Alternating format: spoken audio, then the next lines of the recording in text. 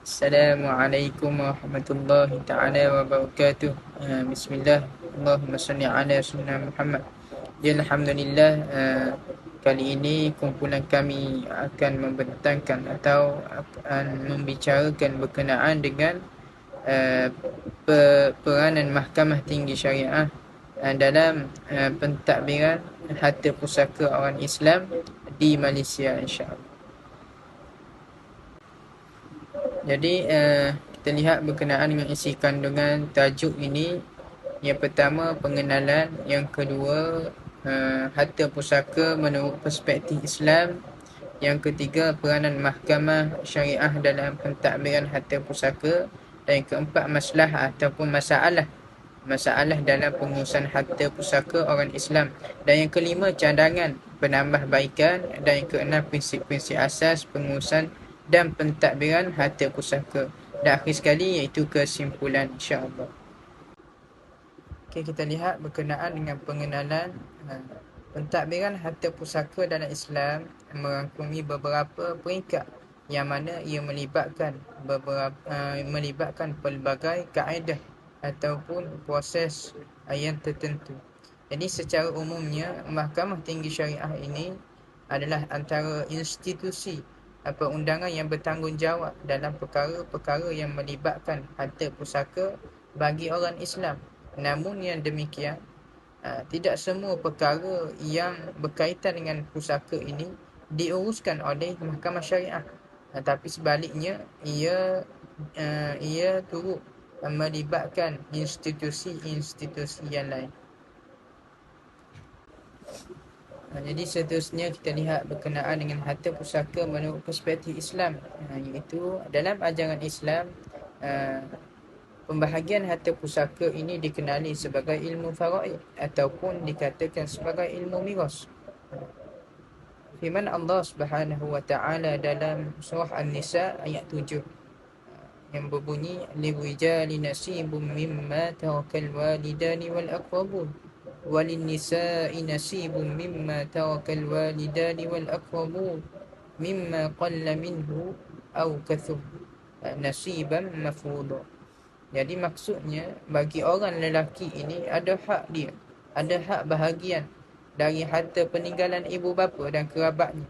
Dan bagi orang wanita ada hak bagiannya pula daripada harta peninggalan ibu bapa dan kerabatnya, baik sedikit maupun banyak, menurut bahagian yang telah ditetapkan.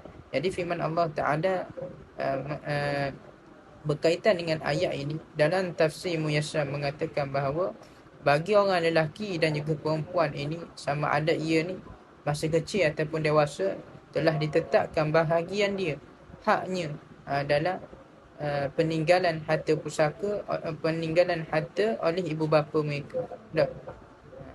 Jadi Allah Ta'ala jadi disyariatkan oleh Allah Ta'ala yang mana harta pusaka yang ditinggalkan oleh orang tua ini ada bahagian-bahagian yang telah ditetapkan, termasuklah bagi perempuan. Yang seterusnya, berkenaan dengan hukum mempelajari ilmu faraid ini adalah fardu kifayah bagi umat Islam. Namun ia gugur dengan sebahagian umat Islam yang lain yang mana telah melakukannya. Namun hukum sunat mempelajari ilmu faraid ini masih kekal, tetapi hukum melaksanakan harta pusaka, pembahagian harta pusaka ini dengan ilmu faraid adalah wajib. Wallahu a'lam. Assalamualaikum warahmatullahi wabarakatuh. Nama saya Muhammad Fathi bin Kamaruddin, Penobor Matrik 059845. InsyaAllah saya akan menyambung perbahasan mengenai tugasan yang telah diberikan kepada kami. Saya akan membahaskan mengenai peranan Mahkamah Tinggi Syariah dalam pentadbiran harta pusaka. Mahkamah Syariah merupakan sebuah institusi negeri yang membuat keputusan berkenaan perkara perundangan Islam. Selain itu, Mahkamah Syariah mempunyai peranan dan kuasa yang terhad dalam perkara yang berkait dengan harta pusaka Islam. Secara umumnya, peranan Mahkamah Syariah Dalam pentadbiran harta pusaka ini mempunyai dua peranan, iaitu peranan secara langsung, yakni satu peranan khusus, dan secara tidak langsung.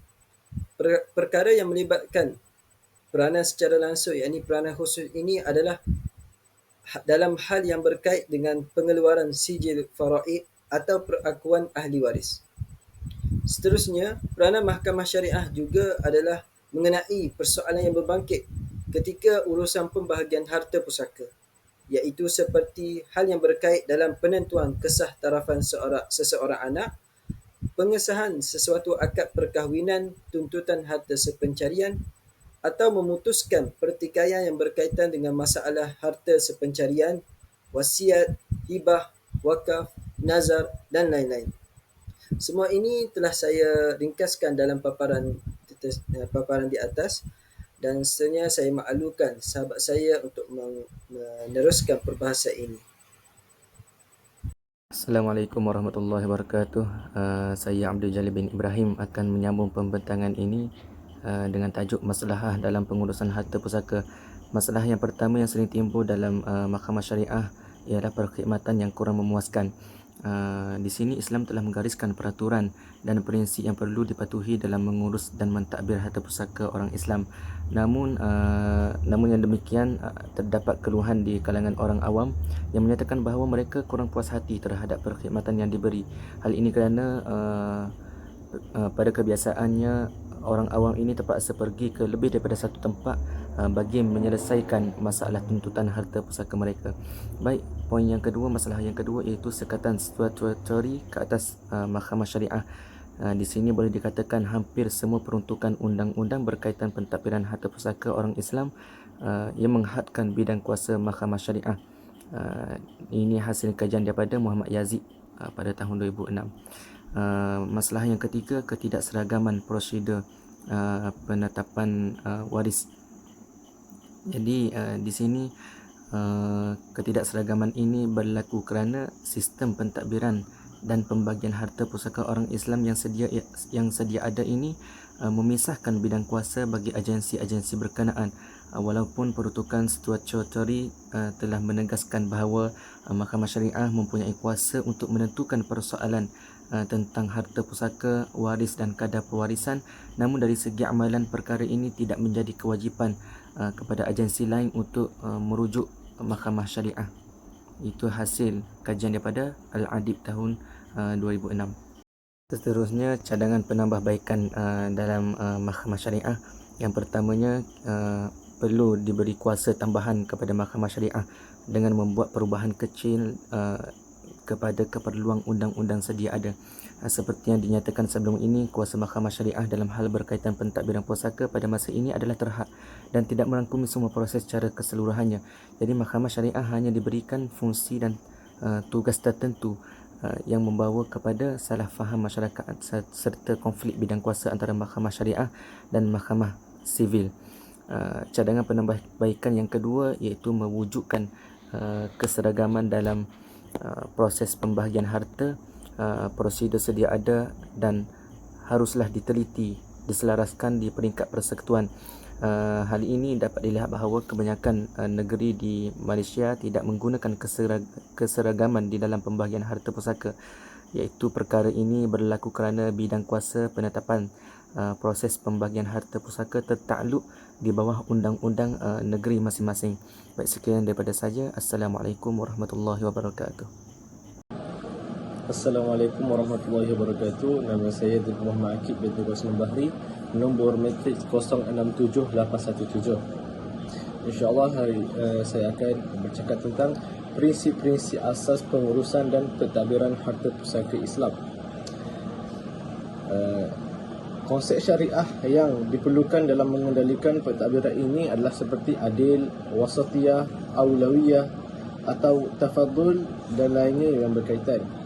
Kita pergi kepada yang pertama, iaitu al-adalah atau adil merupakan sistem saksama dan teliti dalam mengendalikan pembahagian harta pusaka kepada semua ahli waris berdasarkan kepada sifat manusia, keperluan dan mendekatkan diri kepada semati.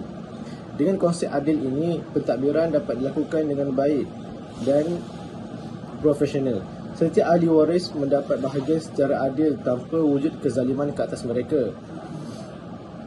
Adil telah dinyatakan oleh Allah dalam Al-Quran pada surah At-Talhab ayat kedua, yang maksudnya, dan adilkanlah dua orang saksi yang adil di antara kamu semasa kamu merujukkannya atau semasa kamu melepasnya.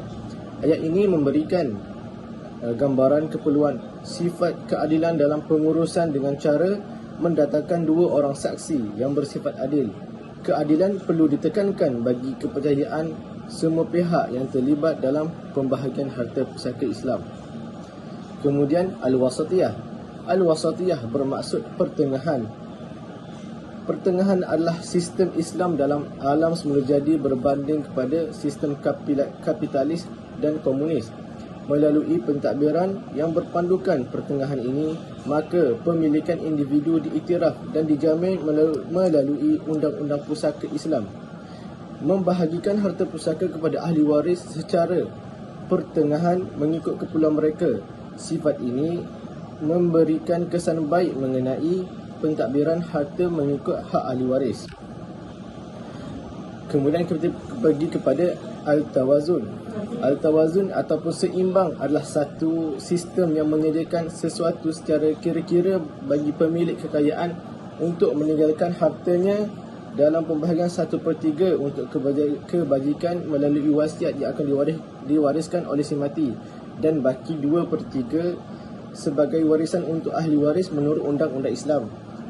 Hubungan antara si mati dengan ahli waris amat rapat agar dapat meninggalkan kekayaan yang dapat digunakan oleh ahli waris yang ditinggalkan. Kemudian kita pergi kepada Syumuliyah. Syumuliyah ataupun menyeluruh, yakni menyeluruh bagi seluruh ahli waris. Penerima yang berhak menerima bahagian dari harta yang ditinggalkan termasuk semua beneficiari atau saudara mara, sama ada besar atau kecil, tua atau muda, kaya atau miskin, walaupun janin dalam rahim ibu yang mempunyai hak untuk mendapat warisan. Begitu juga seorang suami atau isteri berhak menerima kekayaan yang walaupun mereka tidak bersaudara mara, tetapi mereka berkongsi hubungan suci perkahwinan, pengorbanan, kerjasama dan kesetiaan di antara mereka. Hak-hak wanita dan kanak-kanak terhadap bahagian harta dapat ditunaikan mengikut undang-undang harta pusaka. Para wanita dan kanak-kanak mempunyai hak yang dijamin dalam pembahagian waris Islam. Bahagian yang berhak diterima oleh wanita sama ada 2/3, 1/3, 1/6, 1/2, 1/4 atau 1/8. Kanak-kanak menerima bahagian yang sama dari harta sama ada besar atau kecil. Pentadbir mesti memahami bahagian yang menjadi hak wanita dan kanak-kanak agar tidak berlaku kezaliman ke atas mereka. Seterusnya kita pergi kepada Al-Tafadul, yang ini memberi keutamaan bahagian dalam pembahagian harta pusaka adalah berdasarkan keperluan beneficiari. Sebagai contoh, wanita dan kanak-kanak kecil mempunyai banyak keperluan daripada harta tersebut. Kanak-kanak memerlukan banyak lagi harta berbanding dengan bapa dan datuk mereka. Orang-orang lelaki memerlukan harta yang banyak berbanding dengan wanita kerana lelaki akan mengambil alih tanggungjawab tertentu dalam Islam. Baqi dan Al-Ula menekankan perkara ini dengan mengatakan bahawa pembahagian harta pusaka kepada kanak-kanak dan wanita lebih adil kerana mereka sangat memerlukan pembiayaan hidup. Al-Masni berpendapat keperluan asas Al-Tafadul bahawa kanak-kanak kepada si mati lebih memerlukan harta si mati berbanding bapa dan datuk, kerana orang yang sudah tua tidak banyak memerlukan tuntutan hidup, tidak seperti anak-anak yang beranjak dewasa atau mereka yang memerlukan kehidupan berkeluarga. Seterusnya kita pergi kepada Al-Ijbar ataupun paksaan berasaskan sifat redha atas bahagian yang telah ditentukan oleh Allah. Ianya merupakan satu sistem yang memerlukan semua waris untuk menerima bahagian melalui sistem faraid dan perkara kebajikan yang tidak menghalang mana-mana beneficiari, yakni penerima waris, daripada menerima sebahagian dari harta yang ditinggalkan.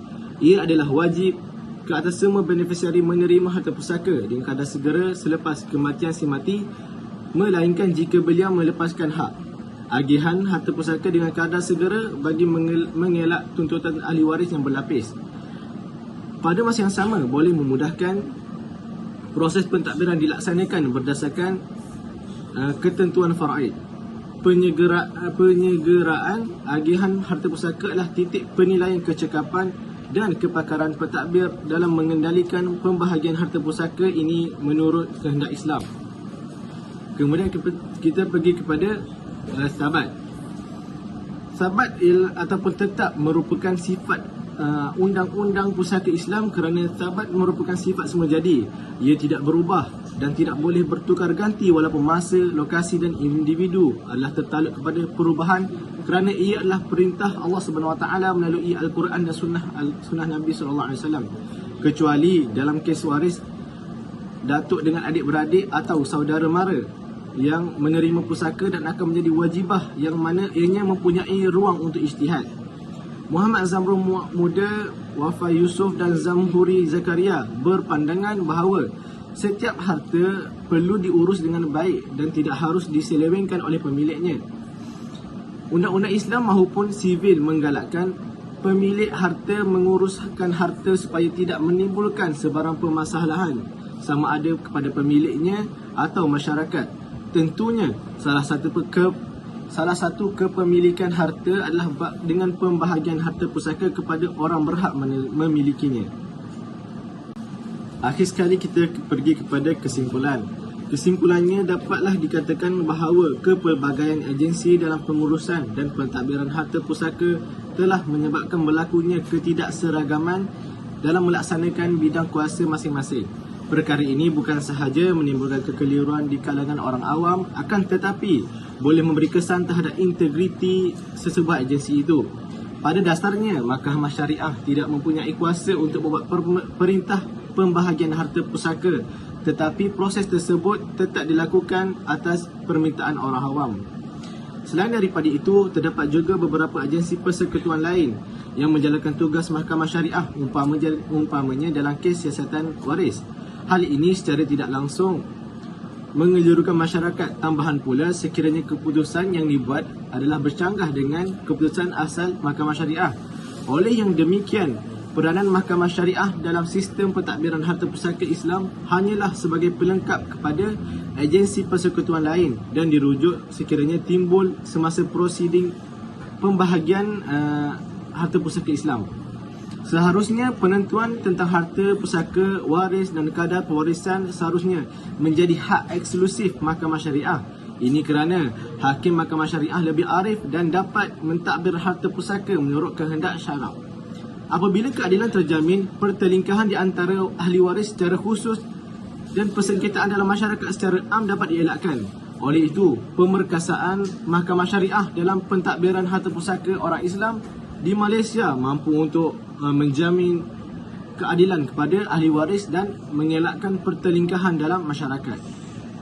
Sekian sahaja daripada saya. Terima kasih.